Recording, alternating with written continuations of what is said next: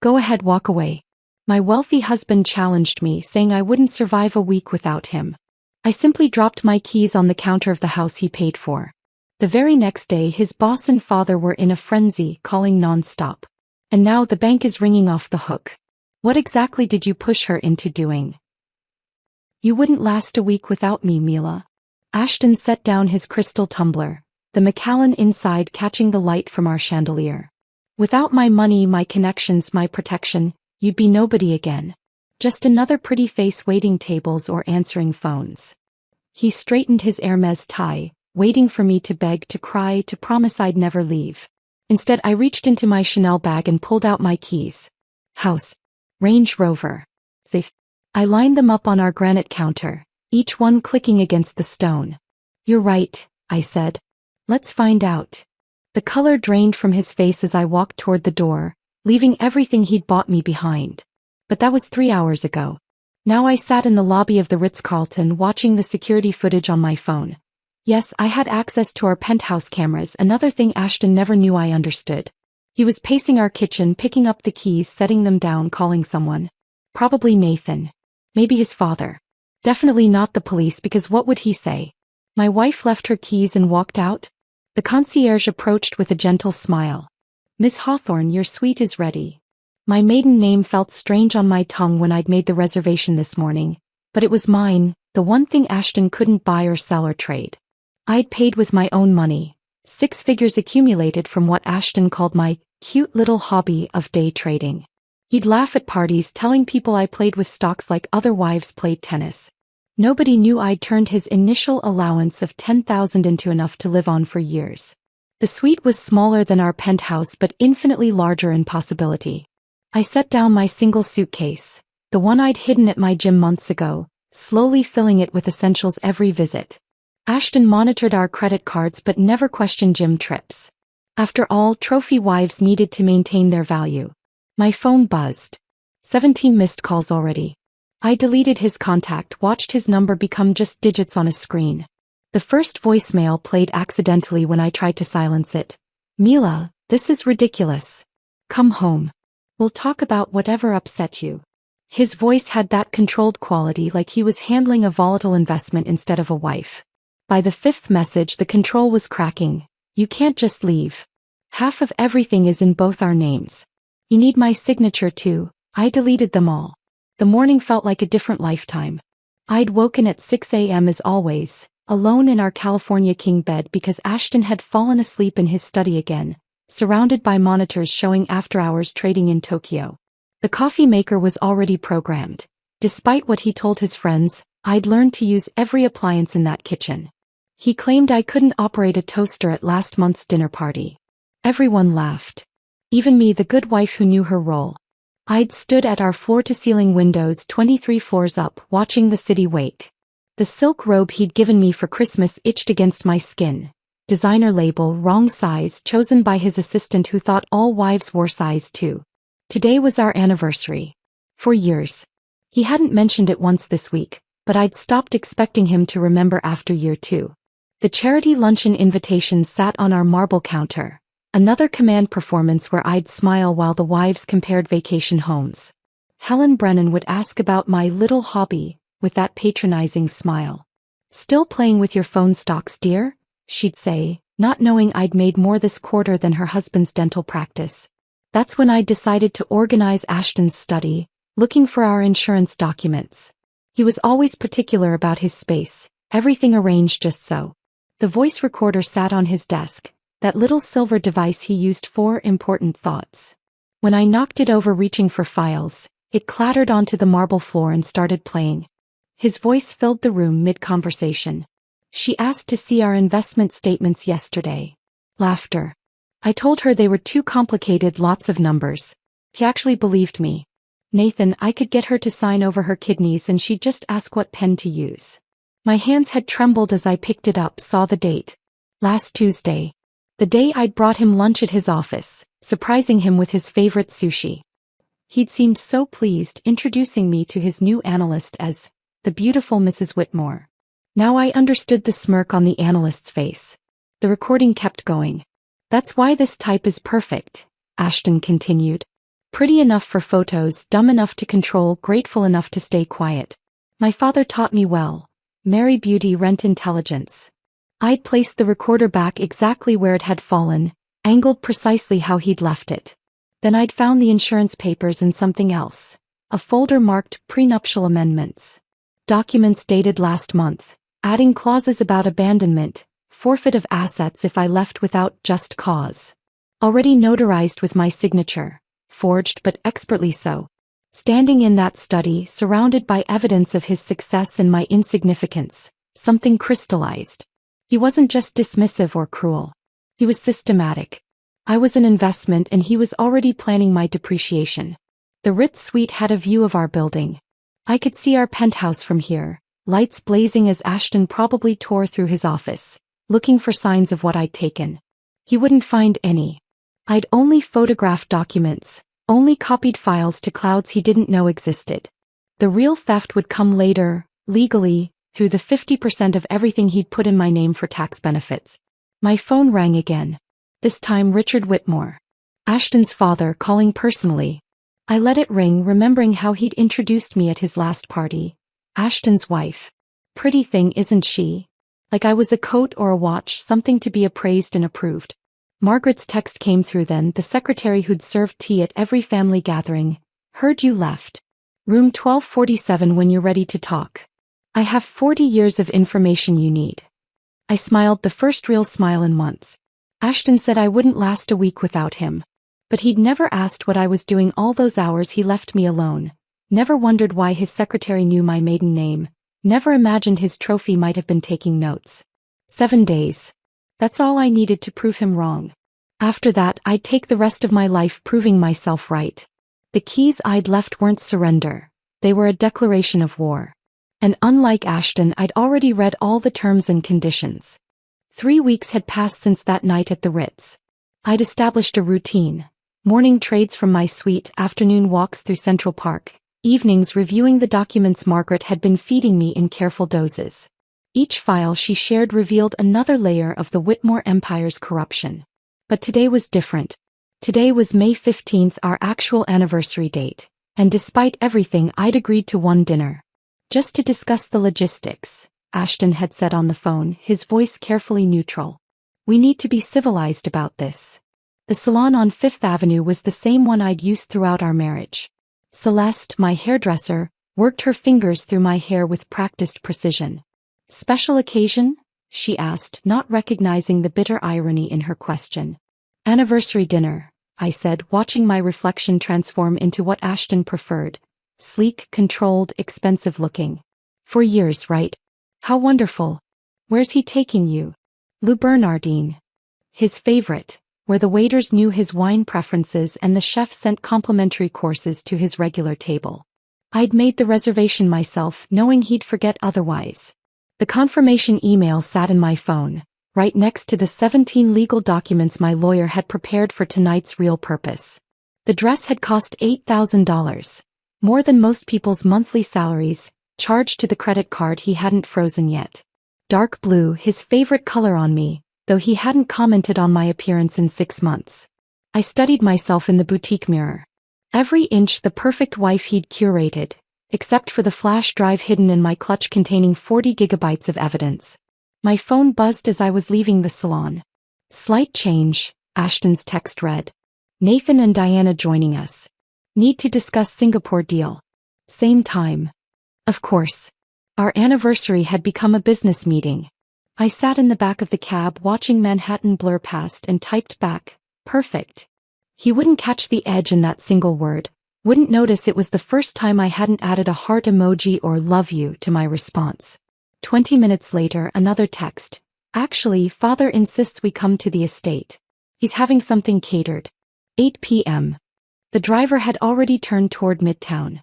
Change of plans, I told him, giving Richard's address in Westchester. The irony wasn't lost on me. I was wearing a dress worth a small fortune to eat dinner at the house of a man who'd never bothered to learn my last name before it became Whitmore. Richard's estate sprawled across 12 acres of manicured perfection. The circular drive was full of cars I recognized. Nathan's Bentley, 2 other hedge fund partners' vehicles, even Graham Chen's new Tesla. This wasn't a change of plans. This was an ambush disguised as dinner. Patricia answered the door, Richard's third wife, younger than me at 28. Her smile held the kind of exhausted recognition I'd seen in mirrors lately. "Mila, you look stunning," she said, though her eyes said something else entirely. "Why did you come?" The foyer opened into the main sitting room where Ashton held court, tumbler in hand, his third by the color in his cheeks. He glanced at me, taking in the dress, the hair, the effort, and turned back to his conversation without acknowledgement. Nathan waved. Diana sat apart, nursing a martini with the dedication of someone who'd rather be anywhere else. "The lovely Mila," Richard boomed, appearing from his study. He kissed my cheek, reeking of cigars and bourbon. "Though I hear you're being not so lovely lately. This separation nonsense. Bad for business, you understand." Margaret appeared with a tray of champagne. Her eyes met mine for a fraction of a second, enough for me to see she knew exactly what this was. As she handed me a glass, her fingers brushed mine. "Some anniversaries," she whispered, barely audible, "are about endings, not beginnings." The dining room had been set for 12. I recognized most faces. Business partners, their wives, even Ashton's lawyer, though that realization came later. They'd orchestrated this entire evening to pressure me back into line. I sat in my designated seat between Nathan and Graham's wife, facing a portrait of Richard's father, the original Whitmore who'd built this empire on insider trading and strategic marriages. Dinner arrived in courses. Somewhere between the soup and fish, Ashton started his performance. "Funny story about how Mila and I met," he announced, though no one had asked. The room turned toward him with practiced attention. "She was at the Milken conference, completely lost. Wandered into a derivatives panel thinking it was about art derivatives." He paused for laughter that came too readily. "She asked if hedge funds were about landscaping investments. Literally thought we were discussing garden hedges." The story was fiction. I'd been at that conference presenting my graduate thesis on market manipulation in emerging economies. But that truth didn't fit his narrative of rescuing a beautiful fool. "Thank God for lost puppies," Nathan added, raising his glass. "They make the best pets." Diana's hand found mine under the table, a gesture meant to comfort. But her pity felt worse than the insults. I squeezed back once, then excused myself. "Powder room," I murmured, though everyone knew women didn't powder anything anymore. Richard's study door stood partially open. His computer screen glowed, forgotten in his rush to play host. I slipped inside, memorizing everything. The desk layout, the wall safe behind a terrible reproduction of Monet's water lilies, the filing cabinet marked private. His password was written on a post-it note stuck to his monitor. Richard 3 number 1936. His birth year and his favorite Shakespeare character. These men thought they were so clever. Through the window I could see the dinner table, everyone laughing at something. Ashton was standing now, gesturing with his wine glass, playing the role of successful husband to perfection while his actual wife stood in shadows, gathering intelligence. When I returned, the conversation had shifted to business. Singapore expansion, leverage ratios, risk assessments. The wives sat silent, ornamental, while the men discussed millions like monopoly money. Then Nathan, drunk enough to be cruel, made his pronouncement. "You know what Ashton is?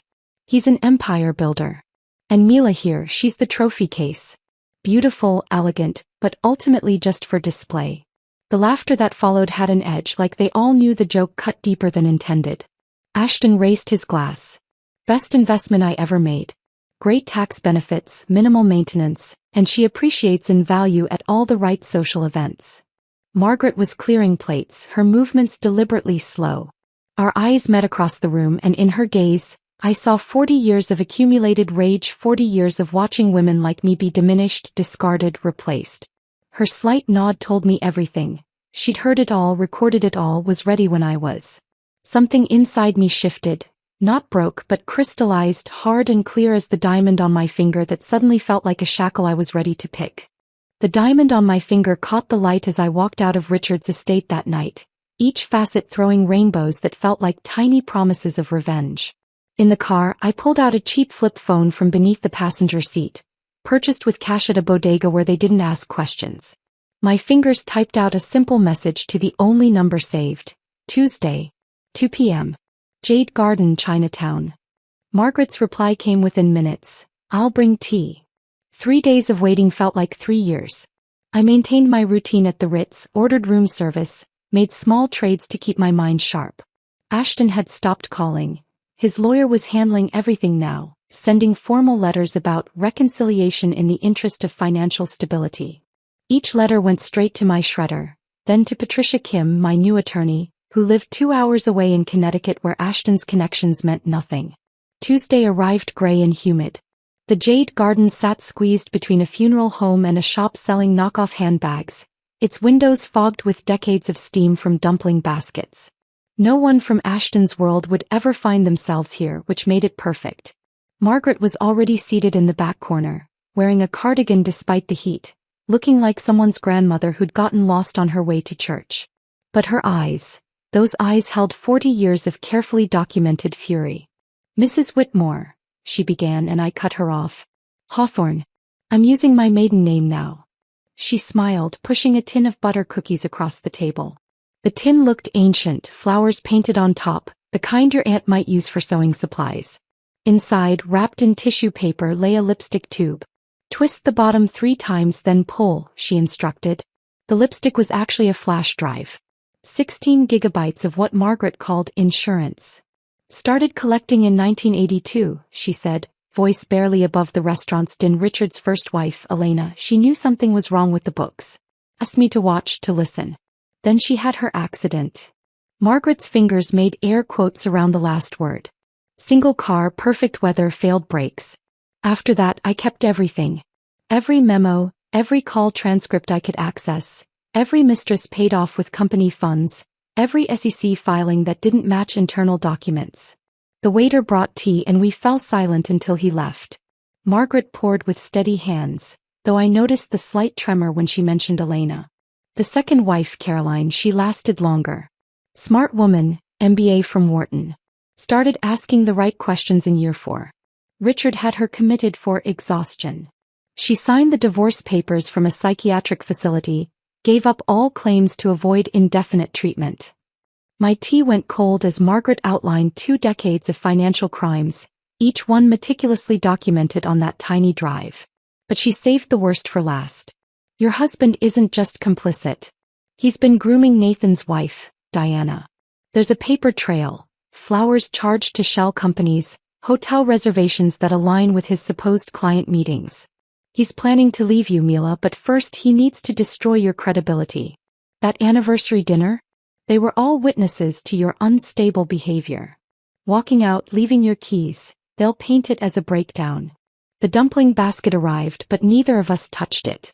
I was thinking about Diana's hand squeezing mine at dinner, wondering if her sympathy was real or part of another game. That night, I sat in my hotel room with my laptop, the flash drive loaded, scrolling through Margaret's evidence. It was overwhelming, 40 years compressed into folders labeled by year, by crime, by victim. But I needed more. I needed Ashton's own records to corroborate everything. Patricia Kim answered my call on the second ring, despite it being nearly midnight. "I need to create a company," I told her. "Something that sounds like nothing, that could be anything." "When?" "Tomorrow. That's a rush job. It'll cost. I'll pay triple." 2 hours north on I-95, past the exits for Greenwich and Stamford where Ashton's colleagues lived in their own marble prisons.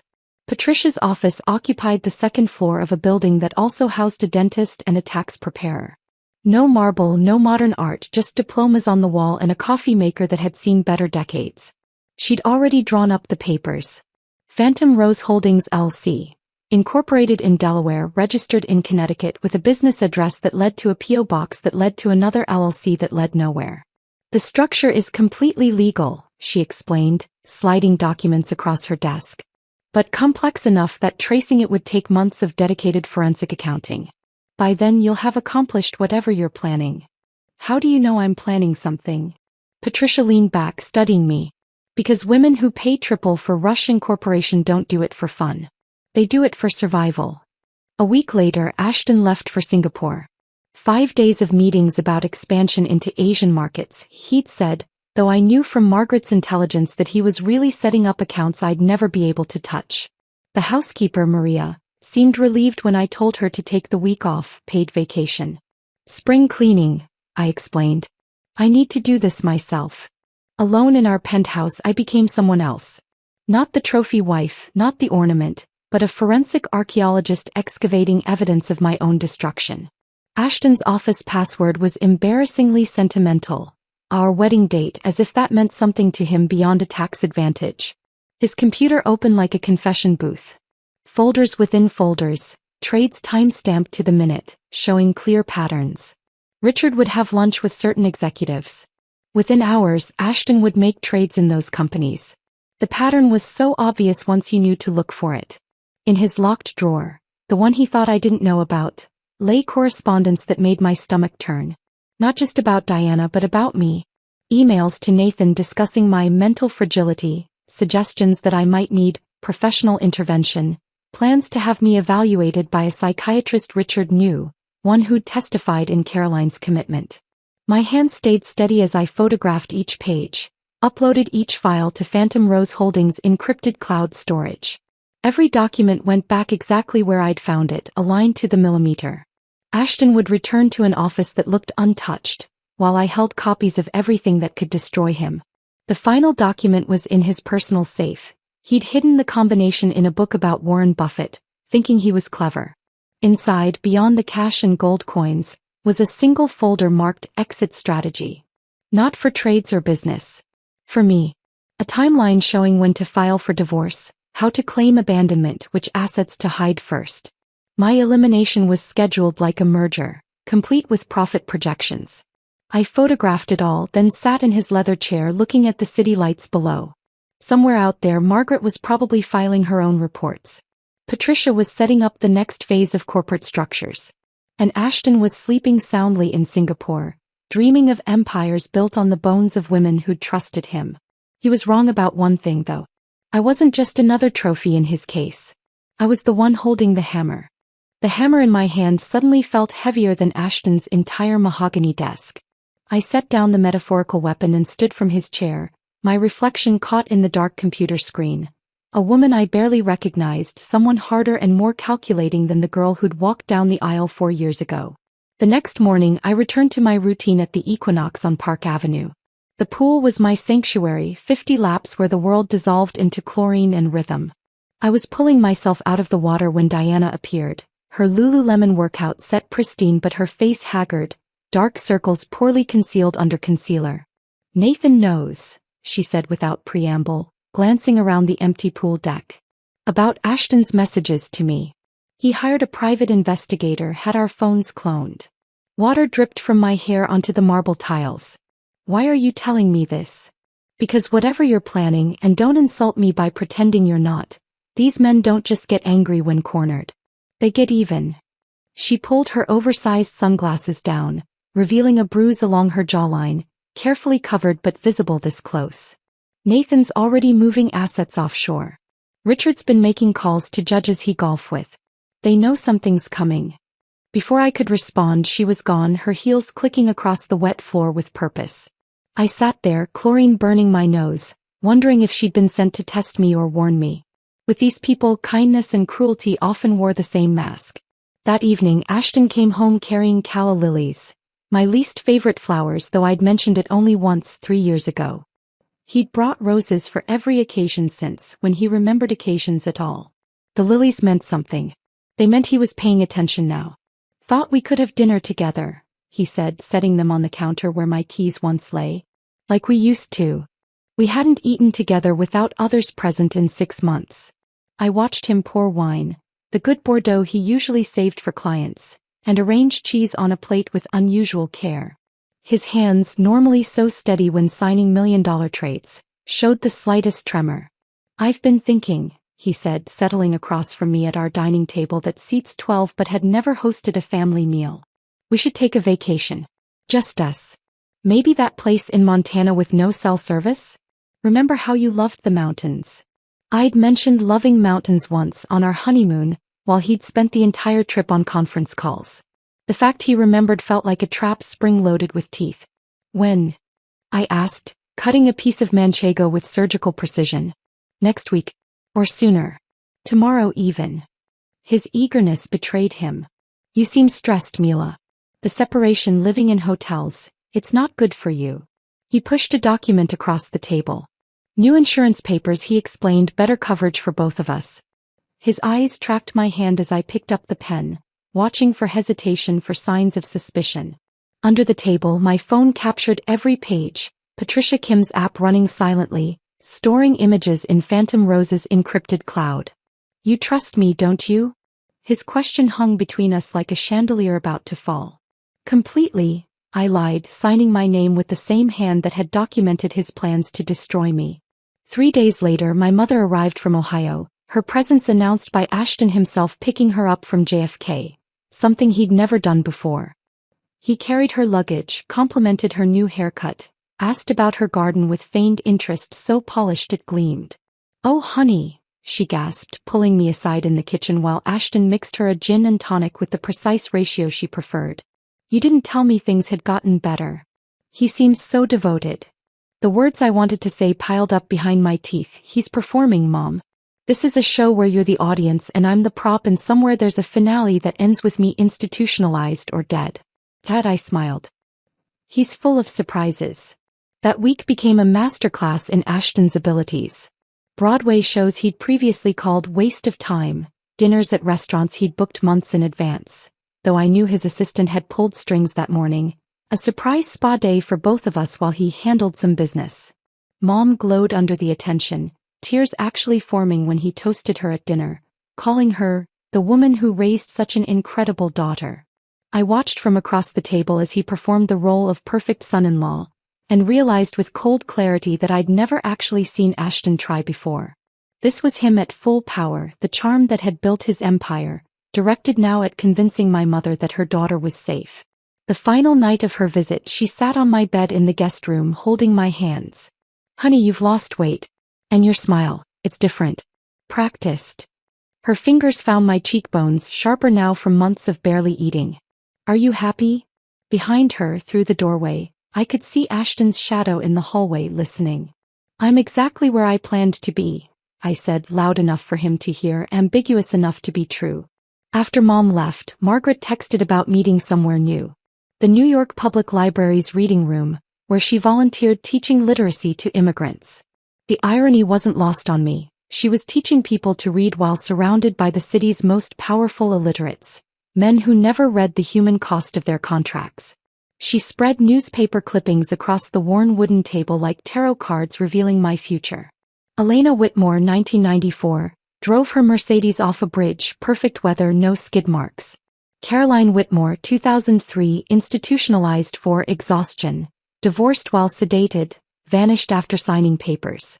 Jennifer Whitmore, 2015, accused of embezzlement she didn't commit, bankruptcy, last known address a shelter in Detroit. Now look at these. Margaret placed 4 photographs in a row. Elena, Caroline, Jennifer, and me. All blonde, all between 5 feet 4 inches and 5 feet 6 inches. All with the same delicate bone structure that photographed well at charity events. Richard picks them, she said quietly, mindful of the students around us. Like casting calls. Young, beautiful, from middle-class families impressed by wealth. Just smart enough to be interesting, not smart enough to be dangerous. Marry them to Ashton, use them for appearances, then dispose of them in year 4 when they start asking questions. Why year 4? Long enough to establish patterns of instability. Short enough that no real bonds form with the social circle. By year 5 you're either gone or broken. She touched my hand, her skin paper thin but her grip strong. You're at 4 years, 3 months. Whatever you're planning, Mila, do it now. Elena waited too long. Caroline fought too openly. Jennifer trusted the wrong people. I stared at the women who'd worn my name before me, their faces blurring into a single warning. What happened to you? I asked Margaret. Why did you stay? She was quiet for a moment, organizing the clippings with librarian precision. I was Richard's first secretary's daughter. When she died, he offered me the job out of kindness. I was 19, grateful, stupid. By the time I understood what I was documenting, I was trapped too. Different kind of trap, but still a cage.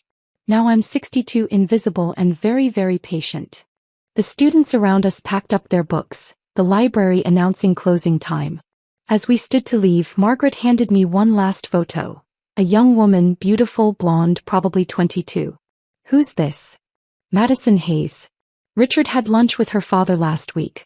She just graduated from Penn. Engagement announcement expected within 6 months. Margaret's eyes held 4 decades of rage compressed into laser focus. She's the next you unless we stop them now. Madison Hayes's photo burned in my pocket as I left the library. 22 years old, whole life ahead of her, about to walk into the same trap that had caught 4 women before her. I tucked the picture into my wallet behind my old student ID, the one from before I became Mrs. Whitmore when I still had my own name and my own dreams. The next morning I initiated the first withdrawal. $8,000 from our joint checking. Enough to look like furniture shopping, not enough to trigger Ashton's attention. The bank teller didn't even blink. Mrs. Whitmore buying expensive things was as routine as morning coffee.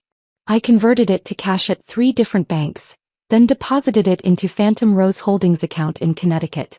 Patricia Kim had shown me how to create a paper trail that looked like interior design consulting fees. The IRS loves documentation, she'd said. Even if it's fiction, as long as it's properly filed fiction. That evening, Ashton came home at 9 instead of his usual 7. His tie was loosened, jacket off, scotch already on his breath from whatever bar he'd stopped at between the office and home. I was in the kitchen making myself tea when he stumbled slightly at the doorway. Lost the Morrison account today, he announced, pouring himself 3 fingers of Macallan, though it looked closer to 4. 40 million in assets gone. They said there were concerns about compliance. Can you believe that? Compliance concerns at my firm. I kept my face neutral, though I knew Margaret had sent anonymous tips to Morrison's compliance officer 2 weeks ago. That's unfortunate, I said, watching him drain half the glass in one swallow. Nathan thinks someone's talking to our clients. He poured again, his hand less steady. Says there are rumors about an SEC investigation. Ridiculous. The next day I moved 12,000. The day after 15. Spa treatments, I told the one teller who asked. My husband wanted me to pamper myself. She smiled knowingly, probably thinking of her own husband who never noticed such expenses. Ashton's drinking escalated in perfect proportion to his losses. Every night brought a new crisis. Another client pulling funds, another partner asking questions, another rumor about federal involvement. He'd stand in his study, calls on speaker while he paced and drank, signing whatever I brought him without reading. Power of attorney adjustments, insurance modifications, trust amendments. His signature got sloppier with each passing day. Patricia called Thursday morning from a number I didn't recognize. Can you meet today? Urgent. I found her at a rest stop on I-95, sitting in her sensible Honda, looking like any other suburban lawyer except for the tension in her shoulders. The FBI contacted me, she said without preamble. They know I represent you. They want to talk. My chest tightened. How did they? Richard Whitmore has been under investigation for 18 months. A former employee named Dennis Chin filed a whistleblower complaint. They've been building a case, but they need someone with inside access to corroborate. She handed me a business card. Agent Sarah Coleman. She specifically asked for you. Did you tell them anything? Attorney-client privilege. But Mila, if you're going to move, it has to be now. Once the FBI goes public with their investigation, all assets will be frozen. Everything you haven't moved will be locked in litigation for years. That night I watched Ashton pour his 6th drink before dinner. His phone rang constantly. Nathan, Richard, lawyers, crisis managers. Each call made him drink more, sign more, suspect everyone except the wife quietly refilling his glass. Maybe you should eat something, I suggested, playing concerned spouse while calculating how much longer his liver could take this pace. Not hungry, he muttered, then looked at me with bloodshot eyes. You've been different lately. Calmer. Therapy, I lied smoothly. Learning to accept what I can't change. Saturday arrived with the monthly ladies' auxiliary meeting at Riverside Country Club. I'd been dreading it, knowing Helen Brennan would be there with her coterie of wives who'd made sport of diminishing me for 4 years. But Patricia's news had lit something inside me, a timer counting down to when I could stop pretending. Helen started before I'd even sat down. Mila, darling, still playing with your little investment apps? So cute when wives have hobbies. Like children with toy kitchens. The room tittered with practiced laughter. Margaret stood in the corner, pouring tea, invisible as wallpaper. Our eyes met for a fraction of a second. Actually, Helen, I said, my voice carrying across the room, my portfolio is up 340% this year. How's yours doing? Silence fell like a guillotine. Helen's face went from patronizing to shocked, her mouth opening and closing like a fish pulled from water. I'm sorry, what? She managed. 340%. Would you like to see the statements? I particularly enjoyed shorting your husband's pharmaceutical company last month. Made a killing when their patent got rejected. You did know about the patent rejection, right? Helen's face went white. She hadn't known. Around the room, other wives leaned forward, suddenly seeing me as something other than Ashton's pretty accessory. Though I suppose, I continued, stirring sugar into my tea with deliberate calm, some of us prefer real kitchens to toy ones. And some of us prefer real portfolios to playing pretend. Margaret actually smiled. Not much, just a slight upturn of her lips as she refilled my cup. The meeting continued in strange silence, the usual gossip replaced by careful glances in my direction. By evening, Ashton would hear about this. By morning, Richard would know his daughter-in-law had claws. But I didn't care anymore. The timer was running down and I was tired of being underestimated. The explosion came Wednesday. I was in my hotel room when my phone lit up with notifications. Diana had filed for divorce from Nathan and she'd brought receipts. Not just infidelity, 3 mistresses over 2 years, but financial fraud, hidden accounts, and a particularly damning email trail where Nathan discussed removing Diana from the equation with his lawyer. Ashton called me 17 times in an hour. I answered on the 18th. What did you tell her? He demanded without preamble. Tell who? Diana. Nathan thinks I leaked information to her. He says you two were friendly at dinners that you must have. I told her nothing, I said truthfully. Diana had found her own evidence, fought her own war. We were parallel soldiers who'd never compared notes. Through the phone I could hear something crash in his office. He's pulling out of the fund. 20 years of partnership, gone. He says I betrayed him for a woman. His laugh was bitter, broken. Wasn't even interested in Diana. He's too old, too smart. I was just keeping options open. The admission should have hurt, but I felt nothing. Just made a note in my phone, evidence Patricia might need later. You always thought you were smarter than everyone else, I heard Nathan screaming in the background. Well, congratulations, you've destroyed us both. The line went dead. Ashton didn't call back. But Margaret texted an hour later. Richard called emergency meeting. All partners. The empire is cracking. I stared at Margaret's text for a full minute, the words, the empire is cracking, glowing on my screen like a prophecy finally coming true. My hands moved without conscious thought, pulling a red wig from my closet, purchased with cash 3 weeks ago from a costume shop in Queens where they didn't ask questions. The dress was polyester, off the rack from Target, something Mila Whitmore would never wear. Dark sunglasses completed the transformation into nobody, anyone, someone who didn't exist in the Whitmore's world. Nathan's office building on Madison Avenue had the kind of security that looked impressive but was mostly theater. I'd been there dozens of times as Ashton's wife, knew the guards rotated lunch breaks at 12:30, knew Nathan's assistant Sarah always took 45 minutes to grab sushi from the place 3 blocks over. The elevator ride to the 42nd floor felt endless.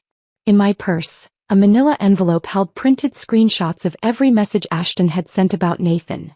The mockery, the contempt, the detailed plans to steal his clients once the partnership dissolved. But the real poison was at the bottom. Ashton's financial projections for acquiring Diana after her divorce, complete with calculations about her inherited wealth and how to access it through marriage. Nathan's office door was solid mahogany with his name in gold letters. I slipped the envelope underneath, heard it whisper across his Persian rug, then walked back to the elevator without rushing. The security camera would show a woman who could be anyone, walking with purpose but not urgency. 3 hours later, Margaret forwarded me an email from Ashton's assistant. Partnership dissolution letter received from Nathan Chin. Effective immediately. Legal team requesting emergency meeting. The Warwick Hotel on 54th Street still accepted cash if you had enough of it. I registered under Mila Hawthorne, my maiden name feeling like armor I'd finally remembered how to wear. The room was small but clean, with a desk where I set up my laptop and the burner phone Patricia had given me. The SEC whistleblower hotline answered after 12 rings. First, an automated system, press 1 for this, 2 for that, like reporting financial crimes was as simple as ordering pizza. Finally, a human voice. Securities and Exchange Commission, Enforcement Division. I need to report systematic insider trading at Whitmore Capital Management, I said, my voice steady as marble. I have 5 years of documented evidence, including time-stamped trades that correspond with material non-public information. The agent, she said her name was Jennifer Liu, stayed quiet while I laid out everything. Richard's lunches with executives followed by Ashton's perfectly timed trades. The shell companies, the offshore accounts, the pattern so clear a child could follow it. She asked technical questions that revealed she understood exactly what I was describing. Why are you coming forward now, Mrs. Whitmore? I looked out the window at Manhattan's skyline, all those towers built by men like Richard and Ashton. Because I finally understand that staying silent makes me complicit. And because they're planning to do to another woman what they did to me. After the call, I took Margaret's 40 years of evidence, copied onto 3 separate drives, and placed one in a safety deposit box at Chase, one at Bank of America, and one in Patricia's office safe. The instructions were simple. If anything happened to me, release everything to the FBI, the SEC, and the New York Times simultaneously. That evening, Richard's black Mercedes pulled into our building's garage. I watched from the penthouse window as he emerged, his face tight with something between fury and fear. He didn't bother with the doorman, had his own key, the privilege of a father-in-law who owned 30% of his son's fund. Where are your books? Richard's voice carried through the penthouse before he'd even reached Ashton's study. Dad, what's the books, Ashton? Now. I made myself small in the kitchen, preparing coffee with deliberate normalcy while their voices rose and fell through the walls. My phone, recording everything, rested against a vase on the hallway table, picking up every word. Nathan's out, Ashton was saying. But we can manage without. Nathan's out, Morrison's out, Chen pulled everything this morning. The FBI was at Chen's office, Ashton. Asking questions about our trading patterns. That's impossible. Everything we do was bulletproof. Until someone started talking. Richard's voice dropped dangerously. You promised me the wives were handled. Said Mila was too stupid to understand what she was signing. She is, Ashton insisted. She doesn't even know how to read a financial statement. I entered with the coffee tray, my face perfectly blank. The devoted wife serving drinks while her world discussed her like furniture. They both looked at me, Richard with cold assessment, Ashton with dismissive certainty. Cream. I asked Richard. He ignored me, turning back to his son. Find the leak. Fix it. Or we're all finished. They worked until 2 a.m., spreading papers across Ashton's study like tarot cards that might reveal their future. I heard Ashton's printer running constantly, documents being shredded, calls to lawyers who charged $2,000 an hour to answer phones at midnight. By 3 a.m. Ashton had passed out in his chair, surrounded by evidence of his crumbling empire. His head rested on a stack of contracts, drool pooling on papers worth millions. The mighty financial genius, reduced to an exhausted man who'd built his throne on the bones of women he'd underestimated. I moved through our penthouse one last time, not with nostalgia but with the clinical efficiency of someone already gone. My clothes stayed in the closet. Let him explain to people why his wife left everything behind. The jewelry remained in its boxes, blood diamonds and gilt gold that had never truly been mine. In my purse, my laptop, my real identification and the banking information for Phantom Rose Holdings, which now held exactly 50% of our liquid assets, legally withdrawn over the past weeks. The keys went on the granite counter where this had all started. House key, car key, safe key, lined up with military precision. Next to them, a single note on my personal stationery, the expensive kind he'd bought to make me look the part. Check your accounts. The doorman didn't question why Mrs. Whitmore was leaving at 3 a.m. with only her purse. In their world, the rich did whatever they wanted whenever they wanted. He'd probably seen stranger things. The October air hit my face as I stepped onto the street, cold and sharp and absolutely perfect. Behind me, 23 floors up, Ashton slept in his chair, unaware that his wife had just fired the first shot in a war he didn't know had already begun. In 6 hours he'd wake to find his accounts halved, his partners gone, and the FBI closing in. The Uber driver asked where to, and for the first time in 4 years I gave an address that was entirely my own. The Uber dropped me at the Warwick Hotel just as the sun began painting Manhattan's glass towers gold. I paid cash, walked through the lobby without looking back, and took the elevator to my room on the 12th floor. From my window I had a perfect view of our building. Ashton's building now, I supposed. At 6:47 a.m. I ordered room service. Eggs Benedict, fresh fruit, coffee strong enough to wake the dead. The normalcy of it felt surreal. At 6:52 I opened my laptop and watched our joint accounts online, knowing the banks would notify Ashton the moment they opened at 7 o'clock. At 7 o'clock exactly I refreshed the page. The accounts showed the automatic divisions Patricia had filed weeks ago, triggered by my official change of residence. $17 million, redistributed according to New York state matrimonial law. Half of everything, just as the prenup he'd insisted on had specified. The same prenup he thought protected him but actually guaranteed my rights to marital assets. My phone, placed face up on the white tablecloth, lit up at 7:03. Ashton's photo appeared, the one from our wedding where he looked invincible. I let it ring through to voicemail. By 7:15 he'd called 9 times. I turned on the voice recorder, playing each message aloud to the empty room. First message: Mila, what's happening? The bank just called. There's some kind of error with our accounts. Fourth message: this isn't funny. Call me back. We need to fix this before the markets open. 11th message: what did you do? What did you do? 19th message: please. Whatever you think you're accomplishing, we can work this out. You don't understand the position you're putting me in. 28th message: the margin calls are hitting. I can't cover them without those funds. You're destroying everything we built. 35th message: Mila, please. They're freezing everything. The FBI is here. God, please answer. By noon, his voice had devolved from commanding to begging. The 47th call came through as I was finishing my second cup of coffee. This time I recognized the number. His lawyer, not him. Mrs. Whitmore, this is James Kellerman. Your husband has retained me to discuss the irregular movement of marital assets. We need to. I hung up and blocked the number. Then I called Patricia. They're panicking, she said, and I could hear the smile in her voice. Everything we did was completely legal. Those assets were jointly owned, you had full withdrawal rights, and we followed the letter of the law. He can contest it, but it'll take months, and by then he'll have bigger problems.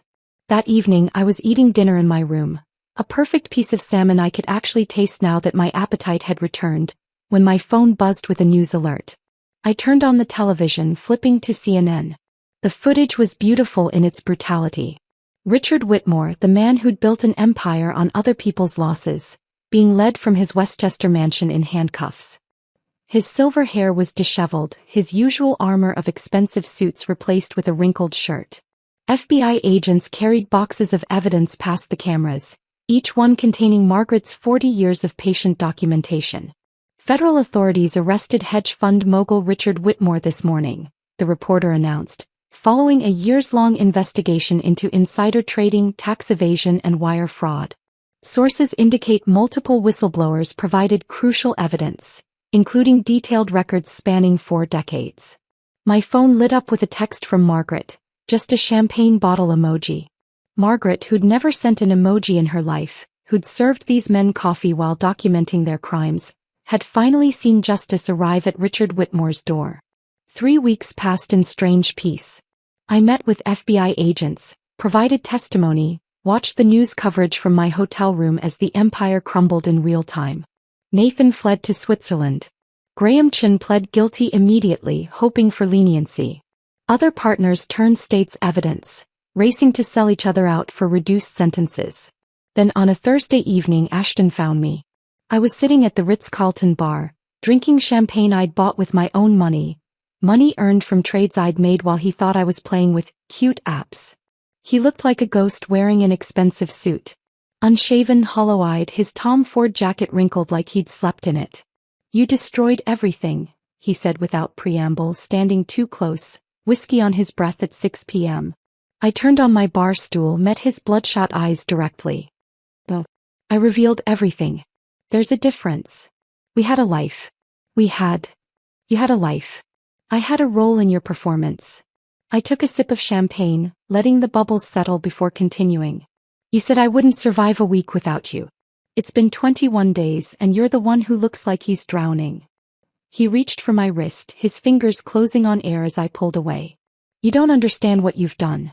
My father's facing 20 years. The fund is gone. Everything is. Everything is exactly what you built it to be. A house of cards. I just stopped holding my breath. His face contorted, anger replacing desperation. He raised his voice, drawing stares from other patrons.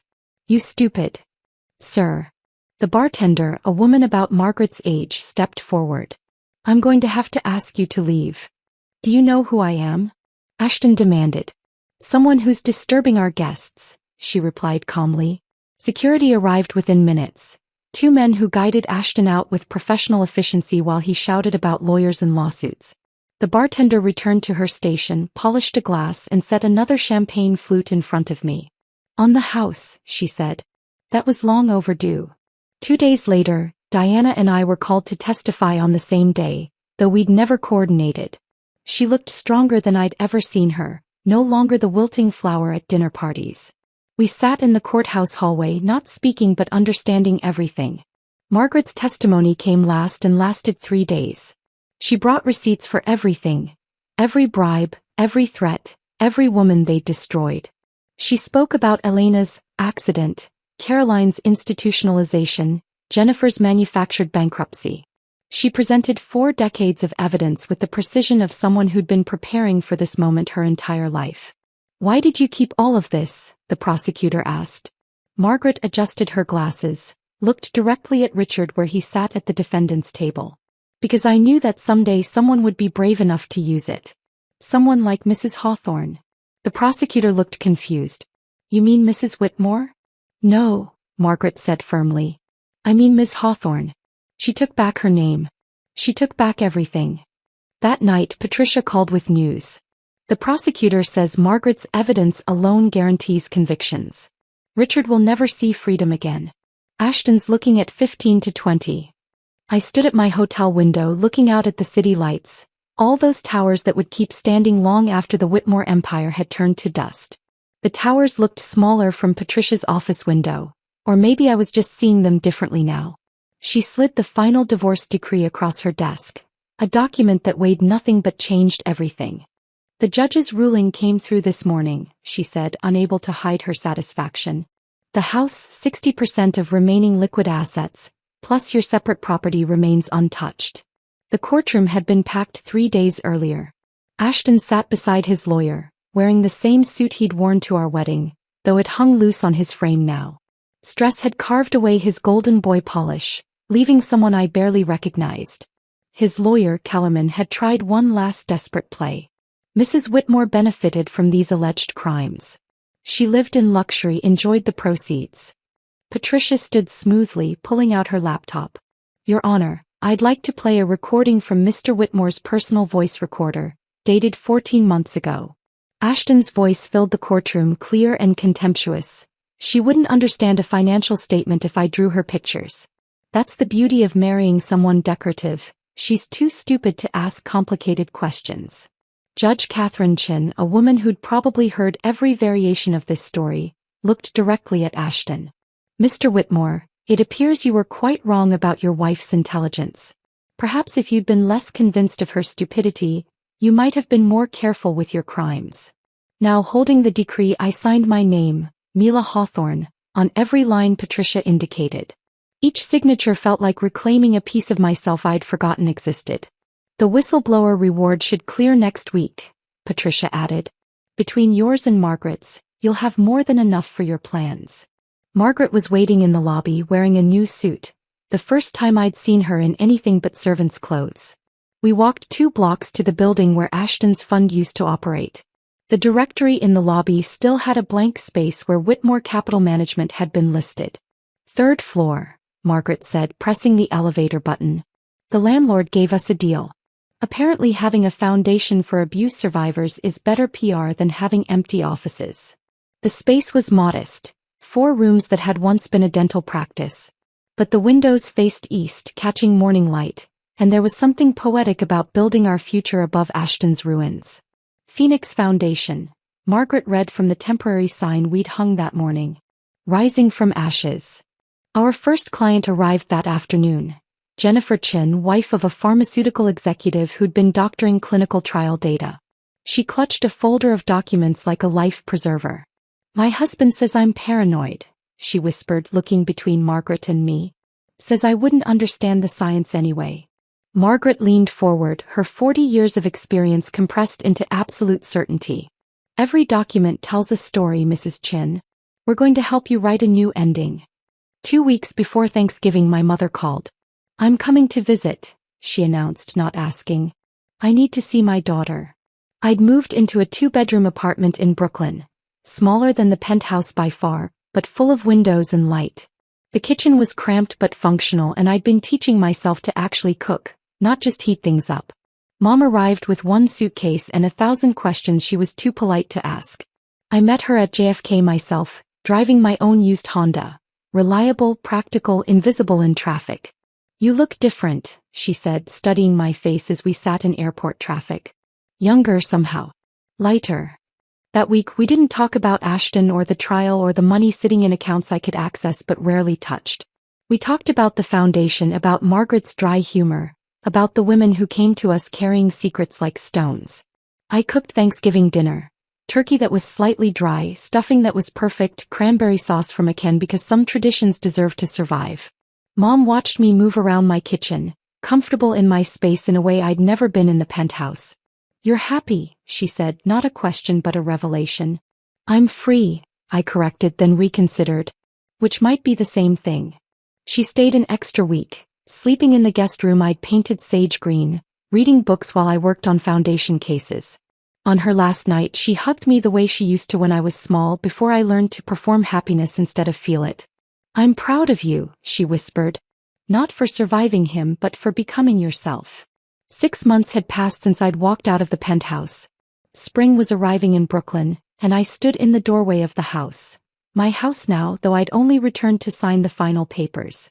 The rooms echoed with absence, Ashton's things long since removed by movers his mother hired. My phone rang. Margaret, her voice energized in a way that 40 years of silence never allowed. "We have a new client," she said. "Senator Williams's wife. She's been documenting campaign finance violations for 2 years." I looked at the keys in my hand, the ones I'd taken back, the ones I'd left, the ones I'd earned. They were heavier now, weighted with purpose instead of revenge. Through the window, I could see Madison Hayes walking past with her new fiancé. Not Ashton, who was serving 3 to 5 in minimum security, or any Whitmore man, but someone her own age who held her hand like it mattered. "Ready for round 2? Margaret asked. I thought about the 17 women who'd come through our doors in just 3 months. 4 had successfully left their marriages with their assets intact. 13 were still gathering courage and documentation. Each one learning what I'd learned, that freedom isn't granted, it's taken one document at a time. I was born ready, I told Margaret, closing the door on the empty house. I just didn't know it until someone tried to convince me I was nothing. The lock clicked with finality. I walked to my Honda, tossing the keys to the estate agent who'd sell this monument to Ashton's ego. The proceeds would fund the Phoenix Foundation for another year, maybe 2. As I drove back to Brooklyn, back to my smaller, warmer life, I thought about Elena, Caroline, Jennifer, the ghosts of wives past who'd walked this path before me. They'd been broken or silenced or erased. But their stories, preserved in Margaret's careful documentation, had saved me. Now Margaret and I were saving others, one signature at a time, one woman at a time, building a bridge out of the ashes of the empire we'd burned down. My phone buzzed with a text from Diana. "Coffee tomorrow? I have someone you should meet. She needs our help." I smiled, merging into traffic, heading home. My real home, not a cage with a doorman and a marble counter where I'd finally set down my keys and walked toward this moment, this life, this freedom that looked exactly like I'd always imagined it would. Unremarkable, undramatic, and absolutely mine. If this story of calculated revenge had you cheering for Mila, hit that like button right now. My favorite part was when she lined up those keys on the granite counter and walked away without looking back. What was your favorite moment? Drop it in the comments below. Don't miss more thrilling stories like this. Subscribe and hit that notification bell so you never miss an upload.